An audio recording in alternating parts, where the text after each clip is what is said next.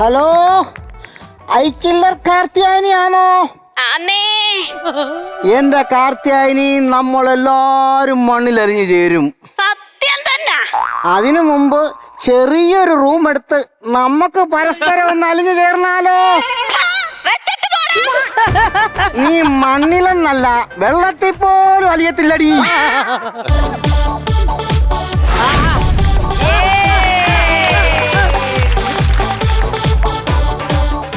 ആരാ? പഞ്ചായത്തിൽ നിന്ന് വിട്ടതാ. എന്റെ കണ്ണി കുത്താനോ? പഞ്ചായത്തിൽ നിന്ന് സൂംബാ ഡാൻസ് പഠിക്കാൻ വിട്ടതാ. എന്റെ കൊച്ചെ, സൂംബാ ഡാൻസ് ഒക്കെ ഞാൻ കണ്ടിട്ടുള്ളതാ. അതിന് ഇത്രയും ഡ്രസ്സൊന്നുമില്ല, അതേണ്ട ഇത്രയും ഡ്രസ്സേ ഉള്ളു. നിങ്ങൾ കണ്ടത് സാമ്പാ ഡാൻസ്, ഇത് സൂംബാ ഡാൻസ്. My mistake. എന്റെ മാമ, അതായത് ഈ പ്രഷറും ഷുഗറും ഒക്കെ ഉള്ളവർക്ക് വ്യായാമത്തിന് വേണ്ടിയിട്ടാണ് സൂംബാ ഡാൻസ് പഠിപ്പിക്കുന്നത്. ഓ, ആ സൂംബ. ആ, വാട്സപ്പ് വഴി സൂംബ പഠിപ്പിക്കാന്ന് പറഞ്ഞ് ഒരുത്തൻ എന്റെ 5000 രൂപ മേടിച്ചായിരുന്നു. എന്നിട്ട് പഠിച്ചോ? അവസാനം എന്റെ 5000 സൂംബ ആ സാറ് കൊണ്ടുപോയി. മാമൻ വിഷമിക്കണ്ട, മാമന്റെ പ്രഷറും ഷുഗറും സൂംബ കളിച്ച് നമ്മൾ 110-ലെത്തിക്കും. ഇല്ലെങ്കിൽ 108 വിളിച്ച് ഞാൻ ആശുപത്രിയിൽ എത്തിക്കും. എന്നാ പിന്നെ സൂംബ പഠിക്കാം. ആദ്യം കൈ ഇങ്ങനെ പൊക്കുക, അത് കാലിങ്ങനെ പൊക്കുക. ഇങ്ങനെ നിൽക്കാൻ ആദ്യം ആ പോസ്റ്റിന്റെ എവിടോട്ട് പോയി നിൽക്ക്. നിങ്ങളെ കൊണ്ടൊന്നും ഇതൊന്നും പറ്റത്തില്ല മാമ. നിങ്ങൾക്ക് വ്യായാമം ചെയ്യണമെങ്കിൽ നിങ്ങൾ ഒരു ട്രെഡ്മില്ല് മേടിക്കേ. അയ്യോ, അത് വേണ്ട. നമ്മുടെ വയ്യാതെ കിടക്കുന്ന വർക്കിച്ചനല്ലയോ, അയാളെ കൊച്ചുമകൾ എടുത്ത റെഡ്മില്ല് കിടത്തിയിട്ട് സ്വിച്ച് ഇട്ട്. അപ്പൊ വർക്കിച്ചൻ മേളീന്ന് ഇറങ്ങി അടിയിന്ന് റബ്ബർ ഷീറ്റായിട്ട് പോകുന്നു. ഇപ്പൊ എങ്ങനെ എടുത്ത് കിടത്തും? ഇപ്പൊ കിടത്തുമല്ലോ, അയാളെടുത്ത് വിരിക്കുമല്ലോ. എന്നാ പിന്നെ ട്രെഡ്മില്ല് വേണ്ട, നമുക്ക് സൂംബ പഠിക്കാം. മാമൻ ആദ്യം കാലിന്റെ മുട്ട് തന്നെ ഇങ്ങനെ മടക്കിക്കേ. എന്റെ കൊച്ച, എന്റെ 2 മുട്ടും മടങ്ങത്തില്ല. എന്തൊരു ഫോം വഴി ഉണ്ടോ? എന്നാ പിന്നെ 2 വിജാഗിരി അങ്ങ് സെറ്റ് ചെയ്യട്ടെ. അതാവുമ്പോ അങ്ങോട്ടും മടക്കാൻ, തിരിച്ച് ഇങ്ങോട്ടും മടക്കാം. നീ ആ വാൾസോമന്റെ മോളാന്നോടി? അയ്യോ, എങ്ങനെ മനസ്സിലായി? അല്ല, ഈ വിജാഗിരി കൗണ്ടർ ഇപ്പൊ ഇവിടെ പറയത്തില്ലല്ലോ. ഞാൻ ചോദിക്കട്ടെ, അച്ഛനെ എന്തിനീ വാഴസോമാന്ന് വിളിക്കുന്നത്? വാഴ വെട്ടി വാതിൽ പണിതവനെ പിന്നെ പെരുന്തച്ചാന്ന് വിളിക്കാൻ പറ്റുമോ? വേണ്ടേ, അങ്ങനെ കളിയാക്കൊന്നും വേണ്ട. എന്റെ അച്ഛനെ ആട്ടുകെട്ടിലുണ്ടാക്കുക. ആട്ടുംകാട്ടം ഉണ്ടാക്കുവന്നല്ലോ, ആടിന്റെ മൂട്ടിന്ന് വരും. ആട്ടുംകാട്ടം അല്ല, ആട്ടുകട്ടില്. അവന്റെ ഒരു കട്ടില്. എന്റെ കല്യാണത്തിന് ഒരു കട്ടില് വേണം അവൻ വീട്ടിൽ പോളിഷ് ചെയ്തോണ്ടിട്ട്. എന്റെ മാമ, കല്യാണം വലിയ പുതിയ കട്ടിലൊക്കെ വേണ്ടായോ? ഞാനും എന്റെ ഭാര്യയും കൂടെ അതിനകത്തോട്ട് കയറി ഇരിക്കുകയും ഇരട്ടപ്പഴം ഒട്ടുനൂട്ടി ഞങ്ങളങ്ങോട്ടി. എന്താ പറ്റി? പോളീഷിന് വരെ എസ്ആറിന്റെ ഭാഷയാടി അവൻ അതിനകത്ത് അടിച്ചു വെച്ചിരുന്നത്. അയ്യോടാ, പിന്നെന്താ ഇത്? ഫയർഫോഴ്സുകാർ വന്ന് കട്ടിന്റെ അടി തീ ഇട്ടിട്ട് ഞങ്ങളെ ഷവല് കൊണ്ട് കുത്തിയളക്കുവാ. പിന്നെ മാമ, ഈ പഞ്ചായത്തിൽ നിന്ന് സൂംബ ഡാൻസ് പഠിക്കുന്നവരെയൊക്കെ കാശ്മീരിൽ ടൂർ കൊണ്ടുപോകുന്നുണ്ട്. ഓ, മഞ്ഞിന്റെ പുറത്തിന് ചന്തി പെരുപ്പിക്കാൻ ഞാനില്ല. എന്നാ പിന്നെ നിങ്ങളെ അഗ്നിപർവ്വതത്തിന്റെ മണ്ടക്ക് കയറ്റിയിരുത്താം. നിന്റെ അച്ഛനെ കയറ്റിയിരുത്തേടി, ഡോക്ടർ പറഞ്ഞില്ലേ ഒന്ന് കരിക്കണമെന്ന്. അച്ഛന് പറഞ്ഞുണ്ടല്ലോ. ഇന്നാ നിന്റെ ഭർത്താവിനെ പറയാം. വിളുന്താൻ എന്തിയടി? ഓ, അയാളുടെ കാര്യം ഒന്നും പറയണ്ട എന്റെ മാമ. ഞങ്ങളുടെ വീട്ടിലെ കോഴി അപ്പുറത്തെ വീട്ടിൽ പോയി മുട്ടയിട്ടെന്ന് പറഞ്ഞ് ആ കോഴിയുടെ മുട്ടി സെല്ലോ ടേപ്പ് ഒട്ടിച്ചു വെച്ചു. അത് മാത്രമാണോ അയാളുടെ സംശയമുണ്ടോ? ഉണ്ടോന്നോ? വാസ്കോഡ ഗാമ കപ്പലിറങ്ങിയത് എന്നെ കാണാനാന്ന് അങ്ങേര് പറയും. മാമനിത് കേക്കണം. കഴിഞ്ഞ ദിവസം ഞാൻ ആ തോട്ടിൽ പോയി കുളിച്ചിട്ട് വന്നപ്പം എന്റെ നൈറ്റിയിൽ ഒരു ഞണ്ടിരുന്നേന് അയാൾ പറയുവാ, നിനക്ക് നേരെ നടക്കുന്നവനെ ഒന്നും വേണ്ട, സൈഡ് ചരിഞ്ഞ് നടക്കുന്നവരെ മതി. എന്റെ കൊച്ച, ഈ ജോലി മേലാത്ത മിണ്ണത്തരത്തിനൊക്കെ നീ എന്തിനാ കൂട്ടു നിൽക്കുന്നേ? അത് പറഞ്ഞപ്പോഴാ മാമൻ എന്ത് പറഞ്ഞു ജോലി? എനിക്ക് കാഴ്ച ബംഗ്ലാവിലായിരുന്നു ജോലി. അവിടുത്തെ സൂപ്രണ്ട് കക്കൂസിനകത്തിരുന്നപ്പോഴേ ഞാൻ പുറത്തുനിന്ന് കുറ്റിയിട്ട് അതിനെന്നെ പറഞ്ഞങ്ങ് വിട്ടെന്നു. ഇയാൾ എന്താ കാര്യത്തിനാ കക്കൂസിന്റെ കുറ്റിയിടാൻ പോയത്? എന്റെ കൊച്ച, അകത്തെ ഒച്ചയും ബഹളമൊക്കെ കേട്ടപ്പോ ഞാൻ വിചാരിച്ചു കടുവ ഊട് മാറി കയറിയതാ.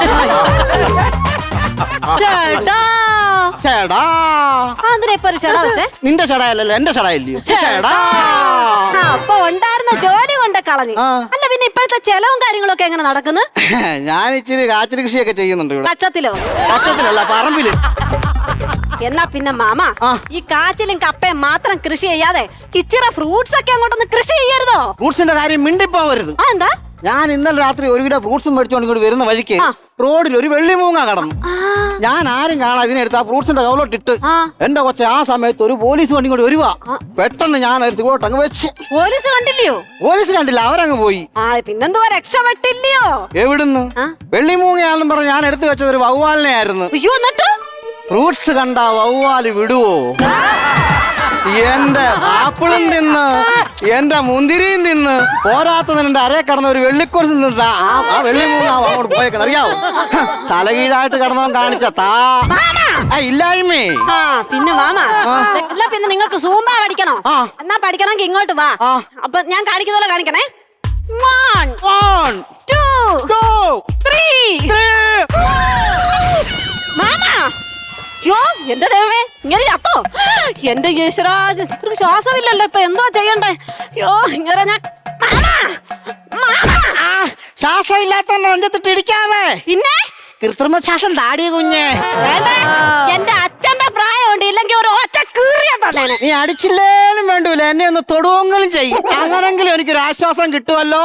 വേണ്ട, ഞാൻ ചത്തേ.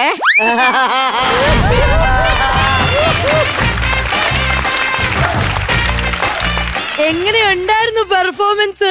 വാവായിട്ടുണ്ടായിരുന്നു. ഞാനേ ഇതെനിക്കൊന്ന് കേക്കണം, ലൈവ് പറയുമെന്ന് ചോദിക്കായിരിക്കുമായിരുന്നു. ചിരിയും വാവും കേൾക്കാൻ വേണ്ടിയാ ഞങ്ങൾ എല്ലാരും പ്രേക്ഷകർ ഉൾപ്പെടെ ഇവിടെ നിന്നത്. ബാബു ചേർത്ത വ്ലോഗ് ചെയ്യും പോലെ വാവായിട്ടുണ്ടായിരുന്നു.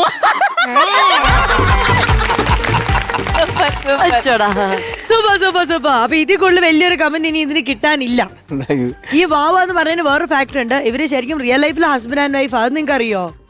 ലവ് മാരേജ് ആയിരുന്നു എന്നാണ് എനിക്ക് തോന്നാണോ? കോൺഫിഡൻസ് നോക്കണേ. ആദ്യമായിട്ടാ അങ്ങനെ ഒരു കല്യാണം കഴിഞ്ഞ ആള് സന്തോഷത്തിൽ അത് പറയുന്നത്. എനിക്ക് തോന്നുന്നു അങ്ങനെ എനിക്ക് ചേട്ടന്റെ ലൈഫിൽ ആദ്യത്തെ പെണ്ണെന്നുള്ള രീതിയിൽ ലൈൻ അടിച്ച ചേച്ചീനാണോ? അതല്ല, നമ്മള് സത്യം പറയണമല്ലോ. ശരി, അപ്പൊ സിന്ധു ചേച്ചീനെ കണ്ടുമുട്ടിയത് എങ്ങനെയാണ്? നിങ്ങൾ ലൈൻ അടിച്ചത് എങ്ങനെയാണെന്ന് കേൾക്കണം. ഞങ്ങള് ITL ഒന്നിച്ച് പഠിച്ചതാ. ITL പഠിച്ചത് എന്റെ ട്രേഡ് കാർപ്പൻ്റർ ആയിരുന്നു, അവള് MRT വരെ. 2 ക്ലാസ് ആയിരുന്നു, ഒരു ITL ക്ലാസ് ആയിരുന്നു. അവിടെ 54 ആൺപിള്ളാരും ഒരു പെണ്ണും ഉള്ളായിരുന്നു. 54 ആൺപിള്ളേര് ഒരു പെണ്ണ്. Oh what a ratio. പെണ്ണായി നിൽക്കുന്നത്. അല്ല, അതൊന്നും എങ്ങനെ സെലക്ട് ചെയ്ത് അണ്ണനാ? ഇത് 54 ഒരെണ്ണം സെലക്ട് ചെയ്യണമെങ്കിൽ അത് ഭയങ്കര ടാസ്ക് ആണല്ലോ. അന്നത്തെ 54 എണ്ണത്തിലേ ദിലീപായിരുന്നു പുള്ളി. വാവായിട്ടുണ്ടായിരുന്നു അതും. അല്ല, അന്ന് അപ്പൊ ITL ഷൈൻ ചെയ്ത അളിയനായിരിക്കും ഒന്ന്. അന്നും പരിപാടിയൊക്കെ ചെയ്യുമല്ലോ.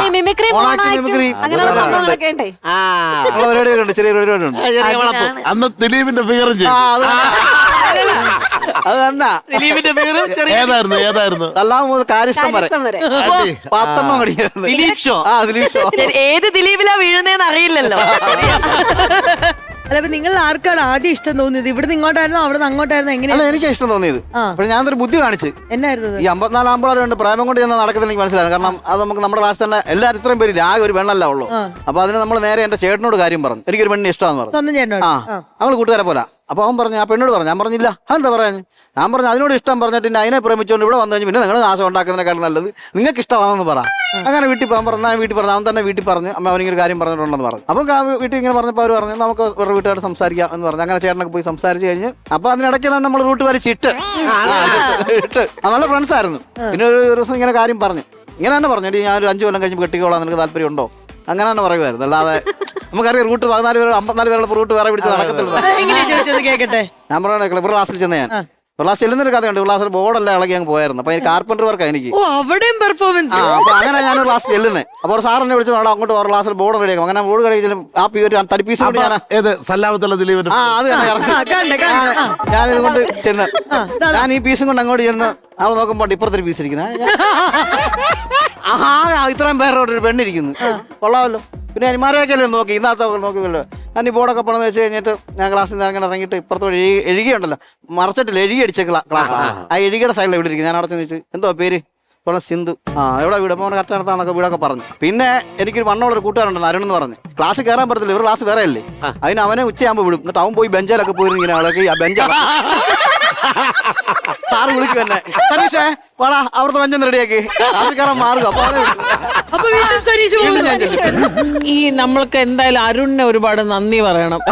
ഇങ്ങനെ ഒരു കോൺട്രിബ്യൂഷൻ, ഈ ഒരു ഇങ്ങനത്തെ ഒരു കാര്യം ഞാൻ ഇന്ന് വരെ കണ്ടിട്ടില്ല. അരുൺ ക്ലാസ്സിൽ കയറിയിട്ട് ഇങ്ങനെ ബെഞ്ച് ഇളക്കി തരും. അവന് നല്ല സൈസാ, സത്യമായിട്ട് കുറച്ച് സൈസാണ് ആള്. ഈ എഴുകിയൊക്കെ ഞങ്ങൾ ഇളക്കി വെക്കും. നടന്നു പോകുന്ന കൂട്ടത്തിലൊക്കെ തട്ടി വെക്കും. അപ്പൊ ഉച്ചയാകുമ്പോ സാറ് ആണോ എഴി കിടക്കണ്ട, അവർ പോയി ആണി തിറക്കടാ. അപ്പൊ ഈ എഴിയുടെ സൈഡിലാണ് ഇരിക്കുന്നത്. അപ്പോൾ ആണി തിറക്കും, കാര്യമൊക്കെ ചോദിക്കും. ഇങ്ങനെ പറയുന്നത് ഒരു 2 ആഴ്ച കഴിയുമ്പോൾ കാര്യം പറഞ്ഞു. പിന്നെ ഇവിടെ ഒരു വലിച്ചന്റെ മോൻ എൻ്റെ കൂടെ പഠിക്കുന്നുണ്ടായിരുന്നു, പ്രദീപ് എന്ന് പറഞ്ഞു. അതായിരുന്നു ഏറ്റവും വലിയ task. അതായിരുന്നു എനിക്ക് ഏറ്റവും വലിയൊരു വിഷയം. അതുകൊണ്ടാണ് നമ്മൾ ഈ കെട്ടാവുന്നുള്ള മൈൻഡിലേക്ക് തന്നെ ഡയറക്റ്റ് പറഞ്ഞ്. അല്ലെങ്കിൽ പ്രേമിക്കാൻ ചെന്ന് എന്നിട്ട് തന്നെ ഒരു വിഷയം ഉണ്ടായപ്പോ അവൻ എന്നെ പട്ടി കഷ്ണം കൊണ്ട് അടിക്കാൻ വന്നു. അപ്പൊ അതുകൊണ്ട് വീട്ടിൽ തന്നെ ഈ കാര്യങ്ങളൊക്കെ പറഞ്ഞ് നേരെ സെറ്റ് ആകുമായിരുന്നു. അടിപൊളി, കൊള്ളാം. അപ്പൊ എന്തായാലും ഇന്നത്തെ ഈ പെർഫോമൻസിന് എത്ര കിട്ടിയെന്നുള്ളത് നമുക്ക് അറിയണ്ടേ? തീർച്ചയായിട്ടും. നോക്കാം. നോക്കാം. ചേച്ചി ഓ പിന്നെ നോക്കാം. എല്ലാവർക്കും കൂടെ നമുക്ക് നോക്കാം. Yes. യെസ്, നോക്കൂ. കരനിറയെ പണമൊഴുകണ കളി പറന്നിറയേണ്ട ചിരി ചിരി പല ചിരി ധൃതതും തനതാളത്തിൽ ഞാൻ കരനിറയെ പണമൊഴുകണ കളി പറന്നിറയേണ്ട ചിരി ചിരി പല ചിരി ധൃതതും തനതാളം 42,000 റുപ്പീസ് ആണ് നിങ്ങൾക്ക് ലഭിച്ചിരിക്കുന്നത്. ഓൾറെഡി നിങ്ങൾക്ക് ടിക്കറ്റ് ഒക്കെ കിട്ടിയതല്ലോ, പിന്നെ അതിലെ ഹാപ്പിയാണ്. ഇത്തവണ 42,000 റുപ്പീസും കിട്ടി. അതിലും ഹാപ്പി ഞങ്ങള്. അതിലെ ഹാപ്പി. ഇനി എന്നാ വേണം? 5 വർഷം പിന്നെ ലൈൻ അടിച്ച പെണ്ണിനെയും കെട്ടി ഇവിടെ വന്ന് സ്കിറ്റും കളിച്ചു, മോനും പെർഫോം ചെയ്യുന്നു. 4 പേര് എല്ലാരും set. അത് ഭയങ്കര ഭാഗ്യമല്ലേ? പിന്നെ 4 പേര് ഒന്നിച്ചൊക്കെ വേദിയിൽ നിന്ന് കളിക്കാന്ന് പറഞ്ഞാൽ പുള്ളികൾ അതിന് പിള്ളേര് കളിയാണോ? ഞാൻ കുറെ ഇതൊക്കെ കേട്ടിട്ടുള്ളതാ. ആ അപ്പൊ ഞാനിപ്പോ ഉള്ളിൽ പറഞ്ഞോട്ടെ കണ്ടോളാന്നുള്ള രീതിയിലാണ് ആല കണ്ട് ഇറങ്ങുന്നത്. ആണെന്നാ സത്യം, കുറെ പരിപാടിയും കാര്യമായിട്ടൊക്കെ ഒത്തിരി അറിഞ്ഞതാ. പിന്നെ അങ്ങനെ ആൾക്കാർ ആശി കല്യാണം കഴിച്ചു കഴിഞ്ഞ് പരിപാടിയൊക്കെ പോകുന്നുണ്ട്. ഉള്ള ഓരോരുത്തർ പറയുന്നു, ഇടി വെച്ചാൽ നിനക്ക് വേറെ പണിയൊന്നും ഇല്ലേ? അവനെ പറഞ്ഞ് മനസ്സിലാക്കി ഇതൊന്നും ആകത്ത് കൊടുക്കത്തില്ലെന്ന്. പക്ഷെ നമുക്കറിയാവുന്ന കലയാ എവിടെയും കൊണ്ട് എത്തിക്കുമെന്ന് അറിയാം. ആ കോൺഫിഡൻസ് അതാണ്. ഈ മുന്നോട്ടേക്ക് അതേപോലെ തന്നെ വിജയയാത്ര തുടരട്ടെ. സന്തോഷം. ഓക്കെ, സന്തോഷം എനിക്കുണ്ട്. കാരണം എന്താ അറിയോ, 42,000 ഇപ്പൊ തന്നെ ക്രെഡിറ്റ് ആവാൻ പോവാണ്. ഇപ്പഴേ കൊടുക്കാം അല്ലേ? അതും ഇവർക്ക് 2 പേർക്കും ഫാമിലിയിലേക്ക് തന്നെയാണ് 42,000. ഷെയർ ഒന്നും ഇല്ല. അതെ. നമ്മുടെ ബാങ്ക് ഓഫ് ബോംബെ അതാ 42,000 റുപ്പീസ് ക്രെഡിറ്റ് ചെയ്യാൻ പോവാണ്. ഇതാ Yay!